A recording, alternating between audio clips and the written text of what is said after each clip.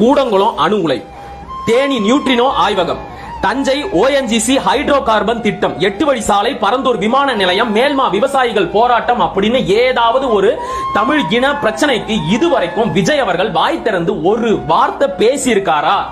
இல்லையே. ஆனா இது எல்லா பிரச்சனைக்கும் போராடிய நாம் தமிழர் கட்சி, தமிழர்களோடும் தமிழ் நிலத்தோடும் நின்ற நாம் தமிழர் கட்சி விஜயோட கூட்டணி வைக்கணும் அப்படின்னு சொல்றது ஏற்புடைய கருத்தா? அது நல்லா இருக்குமா? சரி, ஓகே, இப்ப விஜய் கூட கூட்டணி வைக்கிறோம் அப்படின்னே வைங்க. நாளைக்கு அவர் செய்யற தப்புக்கெல்லாம் நாம பதில் சொல்ல வேண்டிய தேவை ஏற்படும். நாம முட்டு கொடுக்க வேண்டிய ஒரு நிலை உருவாகும். இது தேவையா? நாம என்ன ஏசுநாதரா? அடுத்தவன் செஞ்ச பாவத்துக்கெல்லாம் நாம சிலுவையை சுமக்கிறதுக்கு? சரி, இப்ப கூட்டணி வைக்கிறோம் அப்படின்னு வைங்க. யார் முதலமைச்சர் வேட்பாளர்?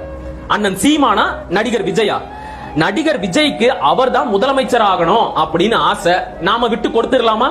சொல்லுங்க, விட்டு கொடுத்துடலாமா? முடியாதுல்ல. அதனால தான் சொல்றேன், எப்பவும் போல நாம் தமிழர் கட்சி தேர்தலில் தனித்தே போட்டியிடுவது மட்டும்தான் மிகச்சிறந்த நிலைப்பாடு. தெளிவா புரியுதா?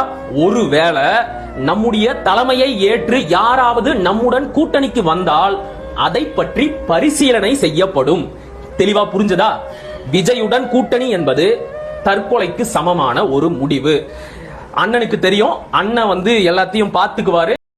ஸோ தோழருடைய பேச்சு நல்லா இருந்துச்சு, கேட்கறதுக்கு நல்லாவே இருந்துச்சு. ஸோ நாம் தமிழர் கட்சியில் உள்ள எல்லா தோழர்களுடைய பேச்சுமே அப்படி தான் இருக்கும், கேட்கறதுக்கு நல்லாவே இருக்கும். ஸோ நாம் தமிழரில் பார்த்தீங்க அப்படின்னா போராளிகளோட கண்டிப்பாக நிறைய பேச்சாளர்கள் தான் அந்த கட்சி உருவாக்கியிருக்காங்க. ஸோ இதுவரையும் நான் அப்படி தான் புரிஞ்சு வச்சுருக்கேன்.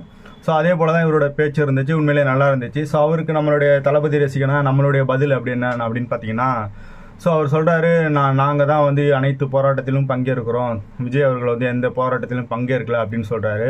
ஸோ அதை நாங்கள் கண்டிப்பாக மறுக்கிறோம். ஏன் அப்படின்னு பார்த்தீங்கன்னா, தளபதியோடைய நிறைய போராட்ட பங்களிப்பு இருக்குது, அதெல்லாம் அவருக்கு தெரியலையா இல்லை மறந்துட்டாரா அப்படின்னு தெரியல.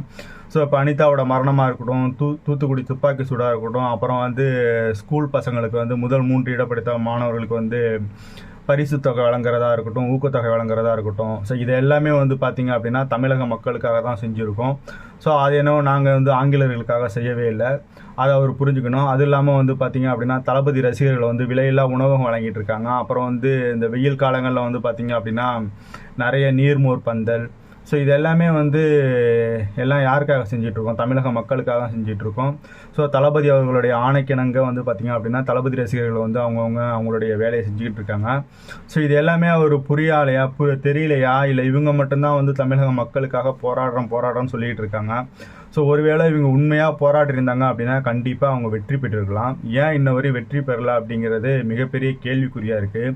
ஸோ ஒருவேளை இவங்களுடைய போராட்டம் பொய்யான போராட்டமா, இவங்களோட தமிழ் தேசியம் பொய்யான தமிழ் தேசியமா அப்படிங்கிற மிகப்பெரிய கேள்வி இருக்குது. அதுக்கு அவங்க கட்சியில் உள்ளவங்க தான் பதில் சொல்லணும், ஓகேவா?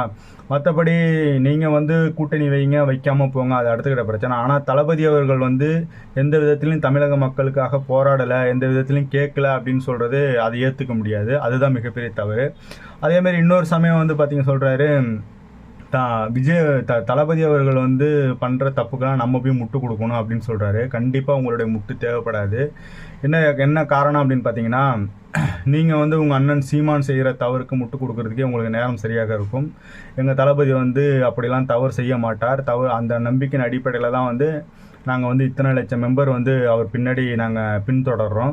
கிட்டத்தட்ட இதுவரை 80 லட்சம் பேர் தமிழக வெற்றி கழகத்தில் உறுப்பினராக சேர்ந்துருக்கோம். அப்படின்னா தளபதிங்கிற அந்த ஒற்றை நம்பிக்கை தான்.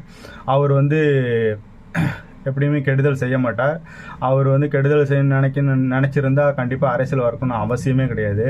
அவர் படமே நடிச்சுட்டு போயிருக்கலாம். ஸோ அதெல்லாம் விட்டுட்டு மக்களுக்காக ஏதாவது செய்யணும் அப்படிங்கிற அந்த ஒரு நல்ல எண்ணத்தோடு வராரு. அப்படிங்கும்போது நாங்கள் அவருக்கு கண்டிப்பாக சப்போர்ட் பண்ணுவோம்.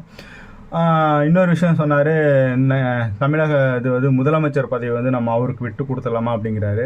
நீங்கள் ஒன்றும் விட்டு கொடுக்க தேவையில்லை, அது உங்களுடைய சொத்தும் கிடையாது. தமிழக முதலமைச்சர் அப்படிங்கிறது பார்த்தீங்கன்னா மக்கள் முடிவு எடுக்க வேண்டும். ஸோ மக்களுக்கு யாரை பிடிச்சிருக்கோ அவங்க ஓட்டு போட்டு அவங்க வெற்றியை முதலமைச்சர் யாருன்னு தேர்ந்தெடுப்பாங்க. ஸோ அதை காலம் பதில் சொல்லும். அவ்வளோதான் சொல்கிறேன். இப்போதைக்கு அந்த தோழருக்கு இதுதான் என்னுடைய பதில். நன்றி, வணக்கம்.